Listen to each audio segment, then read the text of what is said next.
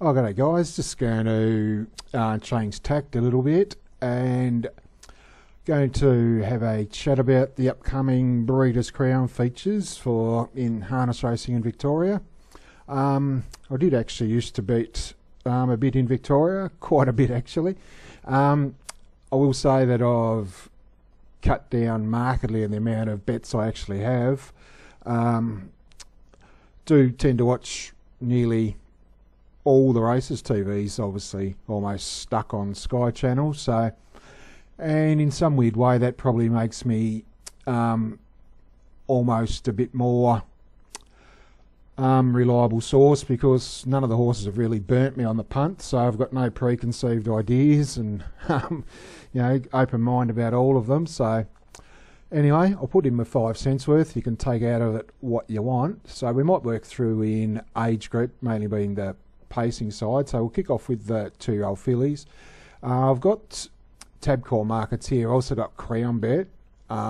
Reason Crown Bet, they're about the only one who've gone out with their own markets. The rest of them are just merely cut and paste jobs of each other. So, but to kick off with the trotting fillies. Sorry about that. The 2-year-old pacing fillies is the one we're after. And in this market, we've got the new Mark Purdon trained Princess Tiffany odds on, I think, just to have a look here in the Crown Bet market. They've got a black odds there, $2.60. So, bit of discrepancy there. The rest of them are generally around the same mark as Tabcorp. 2 times better seems decent odds here too at $6. So you got $3.20 here. So and Cure she's sort of been the benchmark in Victoria. So I think that trio do look clearly the ones. I must say, Princess Tiffany, you obviously always respect the Purdon horses, but a win in the jewels, which I've got here. She is here in the actual jewels colours. She's drawn out in barrier 8, so she doesn't get used early. So outside the front in the yellow colours, goes back, but you've got to be impressed. I think it's 55-2 last half. It is a very quick track, Cambridge, but just the way she puts them away and the turn of speed down the back. So she's off here, circling. So we might just watch the last lap just to get a gauge of. Remember, this is a feature, the biggest feature fillies race in New Zealand for their age. So, and just the speed down the back, the way she puts this race to bed. Obviously, there's a little bit of trouble here, but that's just electrifying. And if we'll just watch the last 250 or so. Just when she gets asked for a bit of effort, it just goes bang. I think she'll be winning the final. Good horses, the 2 Emma Stewart ones, but I think this one's got a bit of X factor about. Just the last 100 metres is ultra impressive here.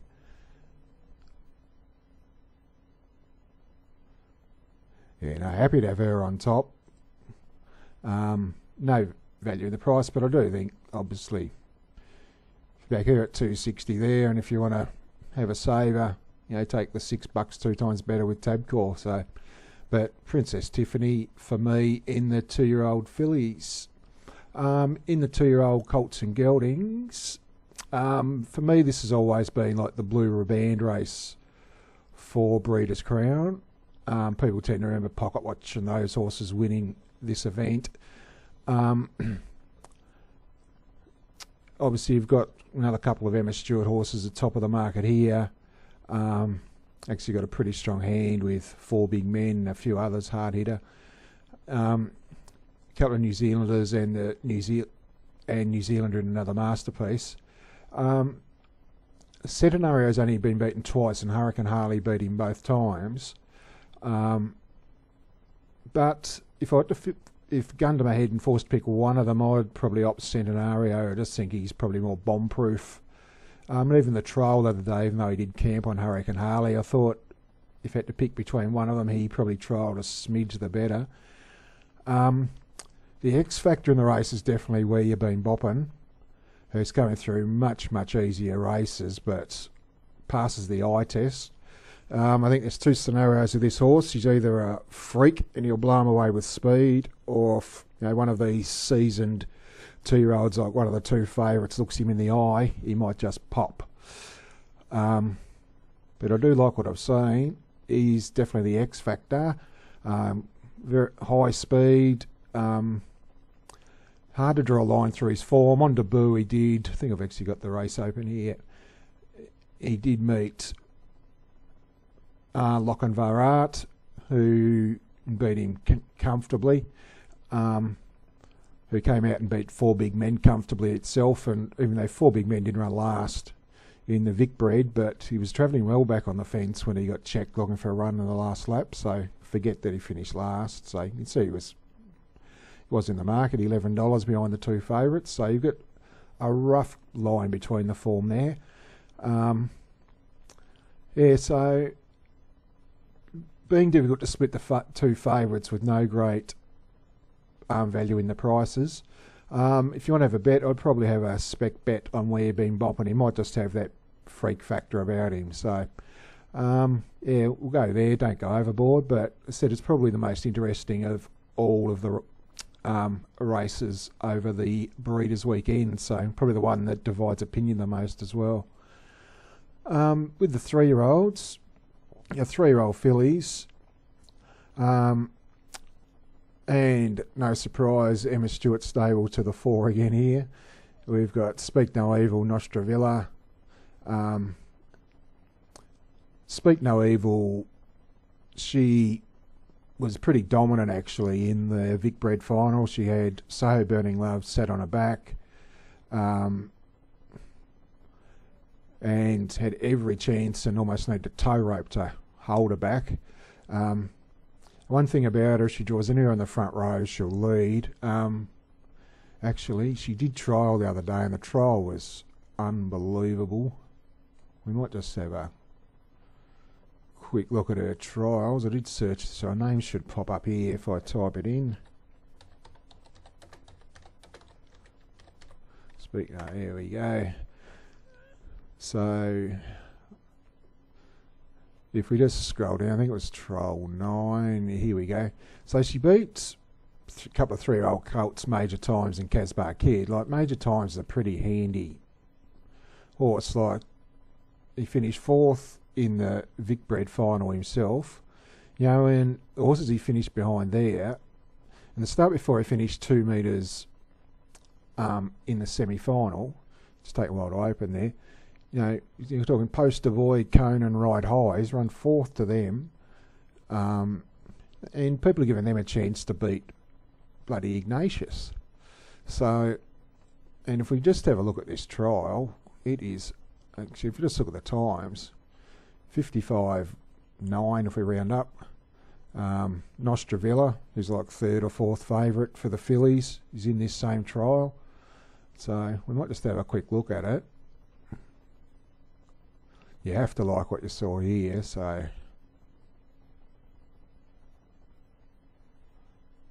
trial replays, and we'll just go to Tabcorp Park. And there was trial 9 we said, didn't we, on the 31st. So here we go here.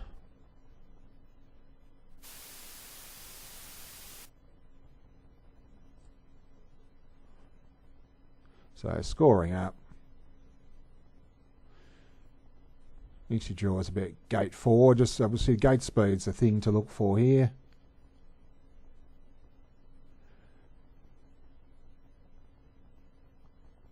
Obviously they don't get pushed out big time in the trial, so she's outside the front. And Casbar Kid inside, pretty good beginner. Now remember the class of horses we're talking about. Here's the last lap. This is Major Times outside, who we've pointed out's been very competitive with horses that have been back to beat Ignatius. This is a 3-year-old filly. Like, and he's swinging on her. And here's the other one. Like, she does race a bit off the speed, but you'd still like to see her keeping up.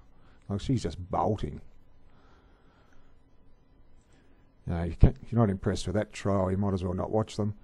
And if we just go back into a form again and have a look at her in the actual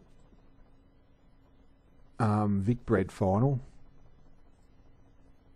Burning Love $6 into $4. So Burning Love drew the pole. Oh, 2, sorry. And she's out of gate 4 here. And if you just watch the gate speed, you see here's Nostrovilla here. Like, even if this horse drew outside her, like, she's going to cross anything, even if she draws 7. And you see So Burning Love's second favourite in this race has the cold sit on her all the way. You know, looks half a chance here. But now gasping for air, so not making 1 inch of ground on her.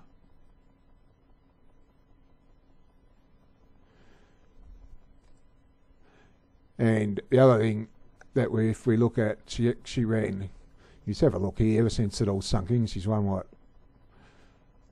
sort of 8 of the last 9, and the second placing was probably the best run of her career, where in the Victorian Oaks she drew barrier 13 off the track all the way. It was a very fence dominated race. Like, So Burning Love was held up for a few strides, but did follow the fence. Like, horses come 3 wide, 56.6 last half. You know, like, if we... Race will suit her tonight, but Nostrovilla... we're talking about the same horses, so you can measure apples with apples. So here she comes here in the 56.6 last half. From last, out 3 wide.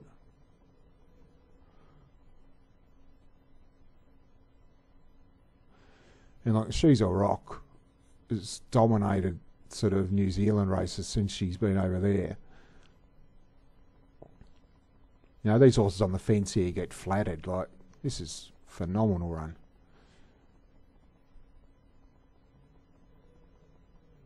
And here's Nostrovilla, who we pointed out in the trial there. Indigo is 3rd or 4th favourite. You know, look, So Burning Love gets home okay here, but that cold, soft 3 back the pegs run, entitled to run home. This is the way she keeps finding the line. You know, all these others running on have had pegs run, so yeah, no, I think she's the, I would say, money for old rope bet out of the 3 of them. So, you know, $3.10. I think if you're going to back one horse pre-market, I'd be backing her. I said anywhere off the front she leads, and she proved in the Oaks final, even if she draws 13, she's still right up to beating these anyway, and she's not going to start any longer. I think she might be 3.30 with Tats actually, so if you want to have a pre-post bet. Probably the most talked about race. I did say the 2-year-old's the one that divides opinion. It's definitely the 3-year-olds.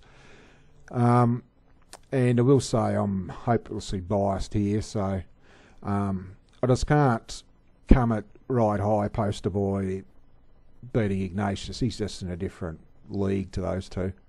If they try and lead, he'll grind them into the ground. If they hand up to him, they're not going to run past him. So, obviously, most of his racing's been on the spacious Menangle track. The one important run, if you sort of hark back, he did probably most impressive win ever was at Penrith. So he's proven he can handle the smaller tracks. His run there on Saturday night was super. Yeah, I think whatever beats him wins. Of the Stewart horses, Conan's I think's been a little bit underappreciated. I don't think he's far at all behind his 2 stablemates. So, but the one I think is the danger, if there is one to Ignatius, is Colt 31. If you look through his record when he's had the opportunity to be driven sit sprint, which when you're at his level back in Queensland, you don't get that opportunity very often, but he will in this grade, especially if Ignatius doesn't draw to lead. It'll be outright war. And you know he's tough and he keeps coming and coming. Like he won the 2-year-old version of this race last year where he sort of poster boy had perfect run, he peeled off and ran him down. Master Moonlight beat him in the Queensland Derby, right on the line. Colt 31 did all the work in the death. God, no idea why Lumineer's $11. Missing a zero. Yeah, so great race, you know, super crop of 3-year-olds, you know, for top 5, all, and even like horses here, you'd be happy to own any of them. So, yeah, hopelessly biased with Ignatius. Do think he wins. If you want to back him, maybe have a little save of Colt 31 at double figures. So that's my thinking there. Actually, of the other markets I was looking at there before, I said, not you, John, the trotters, but I think there's one here that's worth a couple of bucks at the odds in the form of Majestic Player. Like, you're copying $12. Actually got Majestic caught in the market. I'm 99.9% sure it's not even eligible for the series, so that's probably akin to stealing money off people. Tab would have to know that. If you have look in the Trotters Derby yesterday, like Majestic Player started at about $5. One Muscle Hill started at about $40. Anywhere You Go started about $7 or $8, and these horses are stress factor 1, but you might just have a look at the replay. Like, you're taking $2.90 him and $12 Majestic Player. If we just go and have a look at the results from Maryborough,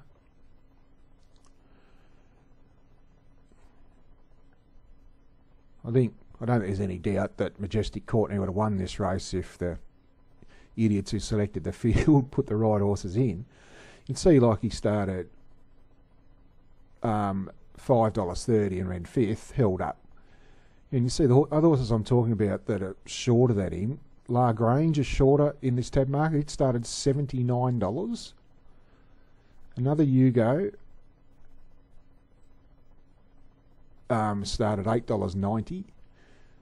And One Muscle Hill started $68. He said all those 3 horses are shorter. One Muscle Hill, La Grange, Anywhere You Go. And if we just have a quick look at the replay, I was on him at $26, so I don't really want to look at it, but I will. The Redwood, but this is the richest race in the program. So he gets driven up the fence. Got no idea whether I got this pause. So he's 4 back the inside here. Makes it difficult to see him with. So if we just watch him here. So and here's the $2.90 favourite for the breeders, and here's this other horse you're getting $12 about. And now he ducks back to the inside, still.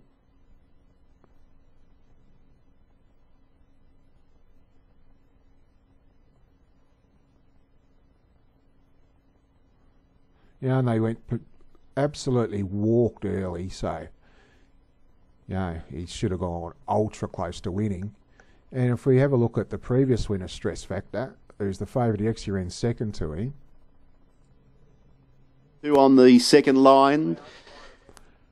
So he draws 10. Here's the issue with the horse, shown perfectly here. 2 out in the second row. He's out of the draw. So he can do, there we go, little hip and a scop. Hip and a scop. You know what I mean. Once he gets trotting, he's generally sort of bomb-proof. So he's 1-1 here, and when the run comes, let's have the horse go round, all of what you go, thinking he'd cart him into the race, but then the 3 wide line stall. So, and by then stress factor's found like 10 metres on him. But just remember, as I pointed out before, this horse is $2.90. This horse is $12. I'd much rather you're getting the place price this horse, the win price this one. You know, and there's the horses behind him. All of it Hugo's shorter than him in the market. So I think that's the way to go.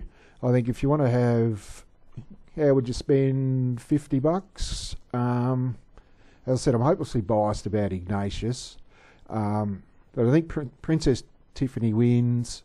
I think Ignatius wins. In the 2-year-old boys, I was just struggling to split the top two. Said probably where you've been bopping if just a bit of X factor about him might well fail, but I think he's probably the only one outside the square there who can win. So probably if we wanted to spend 50, I'd say put $30 on Speak No Evil. I think you're getting $3.30, so virtually getting 100 back for your 30. Throw $10 at $12 on Majestic Player in the 3-year-old trot. You know, so it's a couple of $100 results there. And even at, odds are a bit better for the winners here. Like, say you multied Princess Tiffany, Ignatius, price they got him, $3, $2.60, so it's at $7.80. And 3-year-old fillies, if you want to take a multi, $2.80, so what's that about $21.50 or so for the treble. If you multi those three for $10, that'll spend you $50. So take the treble, have $10 on the 3-year-old trotter, and have $30 on Speak No Evil. I think is the, what I say before, money for old rope bet of the Breeders' Crown Carnival. So anyway, as I said, something a little bit different. No doubt we all differ, and as I do say it with a caveat that I've definitely not spending as much time watching Victorian racing as before, but as I also mentioned, in some regards it might make me a bit more impartial and don't have, you know, no fear or favour on any particular runners. So anyway guys, I'll wrap it up there. I might even do a quick meeting recap for Lonnie on Wednesday night. This would probably pop up later today as well. So anyway, thanks again for your time. Cheers.